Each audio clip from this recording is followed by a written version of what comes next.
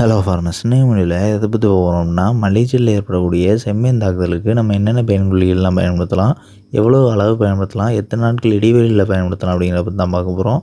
First மல்லிச்செடியில் செம்மேன் தாக்குதல் பொதுவாகவே ஏற்பட்டுச்சு அப்படின்னா, மல்லிச்செடியோட வளர்ச்சி பெரிதளவு குன்றி காணப்படும். அண்ட் சிவியராக இருக்கக்கூடிய நேரத்தில் துளிர்களே மல்லிச்செடியிலே தோன்றாது. அண்ட் செம்மேன் தாக்குதல் அதிகமாக இருக்கக்கூடிய இலைகள் எல்லாமே முழுவதுமாக மஞ்சள் நிறமாகவும் மேல்புறம் அதிகமாக வெள்ளை புள்ளிகளாக தென்படும். அண்ட் இலைகளுக்கு பின்புறம் திருப்பி பார்த்தோம் அப்படின்னா அதிக அளவு சிவப்பு கலரில் பெண்கள் தென்படும். ஸோ செம்மேன் தாக்குதல் இருக்கக்கூடிய அதே இடத்துல இலைகளுக்கு பின்புறம் பிசுபிசுப்பு தன்மையோடு இருக்கும். அது இந்த செம்மேனோட எச்சம் தான். ஸோ ஓவராலாக இந்த செம்மேன் தாக்குதல் நம்ம கட்டுப்படுத்தலை அப்படின்னா மல்லிச்செடியோட வளர்ச்சி பெரிதளவு குன்றும். நாளடைவில் சிறிய மல்லிச்செடியாக இருக்கும் பட்சத்தில் மல்லிச்செடி அழிகிறது கூட சான்சஸ் இருக்குது. ஸோ பெரிய மல்லிச்செடிகள் தான் ஓரளவு அந்த செம்மேன் தாக்குதல் ஏற்பட்டிருக்கிறதுக்கான அந்த ஸ்ட்ரெஸ்ஸை தாங்கும். இதே சிறிய மல்லிச்செடியாக இருந்துச்சுன்னா நம்ம ஏற்கனவே குறிப்பிட்டது போல் ஒரு டைமுக்கு அப்புறம் அழிஞ்சிரும்.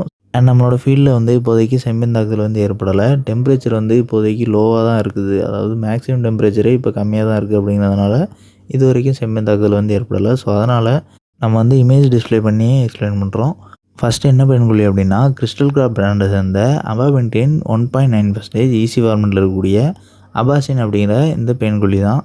இந்த பேன்குழி நம்ம ஒரு லிட்டர் தண்ணிக்கு 0.5 ml அப்படிங்கிற விதத்தில் பயன்படுத்துகிறோம். அண்ட் இதை நம்ம ஸ்ப்ரே பண்ணுற மூலயமா இலைகளில் இருக்கக்கூடிய செம்பேன்களும் சிறிய சிறிய பேன்கள், அதாவது முட்டையிலேருந்து பொரிஞ்சிருக்கக்கூடிய நிம்ஸ் அப்படின்னு குறிப்பிடக்கூடிய சிறிய சிறிய பேன்கள், அதாவது அந்த சிறிய பேன்களுக்கு எதுக்குமே முழுவதுமாக இந்த செந்நிறம், அந்த செம்பேனுக்கான நிறம் வந்திருக்காது. ஸோ அந்த மாதிரி இருக்கக்கூடிய சிறிய சிறிய செம்பேன்களையும் நம்மளால் அழிக்க முடியும். அண்ட் நெக்ஸ்ட்டு ஸ்பைரோமெசிஃபன் 22.9% எஸ்சி ஃபார்மெட்டில் இருக்கக்கூடிய பேயர் பிராண்டை சேர்ந்த ஒபெரான் அப்படிங்கிற பயன்குழி தான். இந்த பயன்குழி நம்ம ஒரு லிட்டர் தண்ணிக்கு 1 ml அப்படிங்கிற விதத்தில் பயன்படுத்தினா போதும். இதை பயன்படுத்த மூலயமா செம்மீன்களோட முட்டைகள்லேருந்து முட்டையிடக்கூடிய செம்மீன்களை வர நம்மளால் எல்லாத்தையுமே அழிக்க முடியும். அண்ட் நெக்ஸ்ட்டு ப்ராப்பகேட் 57% ஈஸி ஃபார்மெட்டில் இருக்கக்கூடிய தனுகா பிராண்டை சேர்ந்த ஓமேட் அப்படிங்கிற இந்த பயன்குழி தான். இதை ஒரு லிட்டர் தண்ணிக்கு 2 ml அப்படிங்கிற விதத்தில் நம்ம ஸ்ப்ரே பண்ணோம்.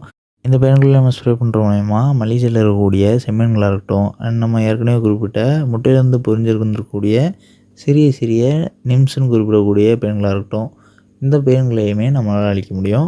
அண்ட் முட்டைகளை இது கட்டுப்படுத்தாது.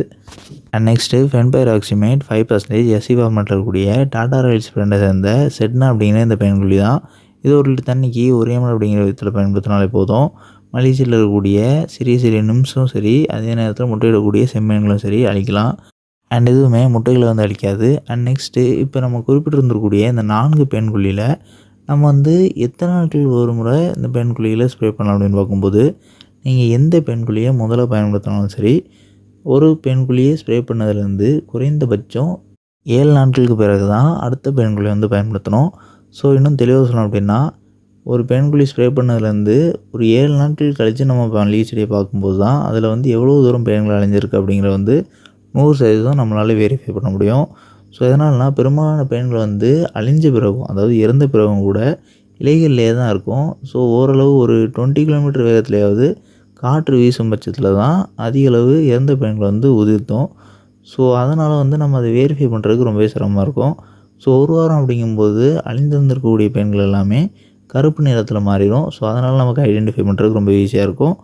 அண்ட் இந்த பேயர் பிராண்டை சேர்ந்த ஒபெரான் பயன்குழி எல்லாம் முழுவதுமாக செயல்படுறதுக்கே ஒரு வாரம் காலம் எடுத்துக்கும்.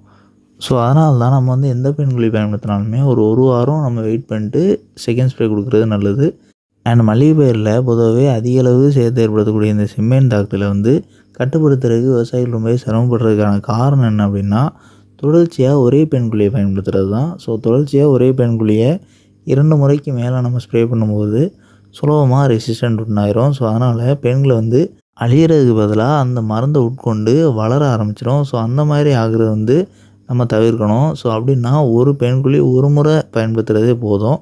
ஸோ உங்களோட மல்லிகை செடியில் எவ்வளோ தான் பேன் தாக்குதல் ஏற்பட்டிருந்தாலும் நீங்கள் ஏதாவது ஒரு 2 பெண்குழியை ஒரு வார இடைவெளி நாட்களில் ஒரு 2 அல்லது 3 முறை ஸ்ப்ரே பண்ணும்போது மோரோவர் எல்லா பெண்களுமே கிட்டத்தட்ட அழிஞ்சிடும். எதனால் அப்படின்னா பொரிஞ்சிட்ருக்கக்கூடிய முட்டைகள்லேருந்து வரக்கூடிய பேன்களுமே அழியும். அண்ட் முட்டையிடக்கூடிய பேன்கள் ரொம்பவே குறைஞ்சிட்டே வரும் ஒவ்வொரு ஸ்ப்ரேக்கும். ஸோ ஒரு 3 ஸ்ப்ரேக்கு பிறகு பார்க்கும்போது பெரிதளவில் பேன்கள் இருக்காது.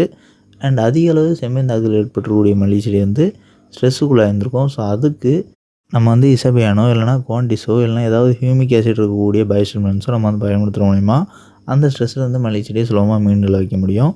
அண்ட் பல்வேறு விவசாயிகள் வந்து சல்ஃபர் கலந்து பயன்படுத்துகிற மூலிமா ரிசல்ட் வந்து 100% கிடைக்கும் அப்படின்னு வந்து குறிப்பிடுவாங்க.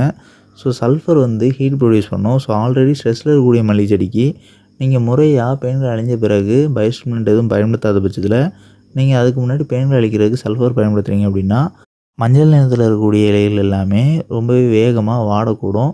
ஸோ சல்ஃபர் ஒருவேளை நீங்கள் ஸ்ப்ரே பண்ணியிருக்கீங்க ஏற்கனவே அப்படின்னா முடிஞ்ச அளவு மல்லிகை செடிக்கு அதிகமான அளவு தண்ணீர் விட்டுட்டு ஸ்ப்ரே பண்ணுங்கள்.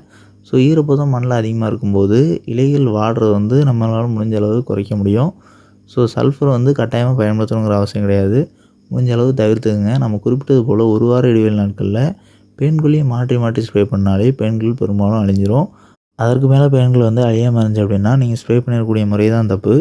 ஸோ நம்ம குறிப்பிட்டிருக்கக்கூடிய இந்த 4 பெயின்கொல்லியில் ஒபெரான் பெயின்கொல்லியும் அண்ட் அபாசின் அப்படிங்கிற இந்த பெயின்கொல்லியும் மட்டும்தான் முழுவதுமாக டிரான்ஸ்லைமர் ஆக்ஷனில் ஒர்க் ஆகக்கூடியது. அதாவது நம்ம ஸ்ப்ரே பண்ணதுக்கு பிறகு இலைகளுக்கு பின்புறம் ஊடுருவி வேலை செய்யக்கூடியது.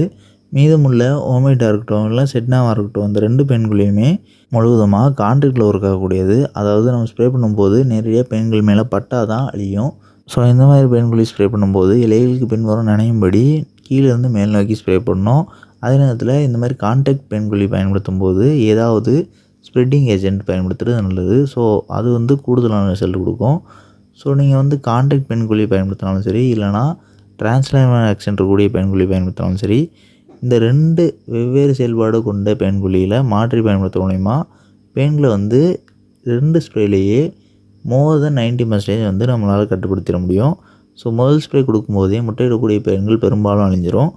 அண்ட் முட்டையிலேருந்து பொரிஞ்சிட்டு இருக்கக்கூடிய பெயின்களும் சரி அதே நேரத்தில் சிறிய சிறிய நிம்ஸ் மட்டும்தான் செகண்ட் ஸ்ப்ரேக்கு அதிக அளவில் காணப்படும். ஸோ அந்த செகண்ட் ஸ்ப்ரே காணப்படக்கூடிய நிம்ஸ் வந்து அடல்ட் ஆகக்கூடிய அதே தருணத்தில் நம்ம ஸ்ப்ரே பண்ணும்போது பெரும்பாலான முட்டைகள் எல்லாமே அழிஞ்சிரும். ஸோ நீங்கள் வந்து ஃபஸ்ட்டு ஸ்ப்ரே ஹோம்மேட் பயன்படுத்துகிறீங்க அப்படின்னா செகண்ட் ஸ்ப்ரே ஒபெரான் பயன்படுத்துங்க.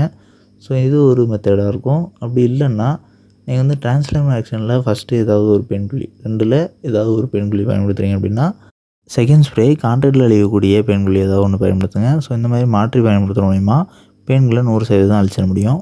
அண்ட் இந்த வீடியோவில் ஏதாவது டவுட் இருந்துச்சுன்னா கமெண்ட் பண்ணுங்கள். அண்ட் நம்மளோட செகண்டரி சேனலான அக்ரிஹீரோ ஷார்ட் சேனலில் இந்த வீடியோவோட கொலாபரேட் பண்ணிக்கிறோம். ஸோ இந்த வீடியோ பப்ளிஷ் ஆகக்கூடிய சேனல் ப்ரொஃபைலை நீங்கள் கிளிக் பண்ண அப்படின்னா அதில் 2 சேனல் ப்ரொஃபைல் காட்டும். ஸோ அதில் அக்ரிஹீரோ ஷார்ட் சேனலை மறக்காமல் சப்ஸ்கிரைப் பண்ணிங்க.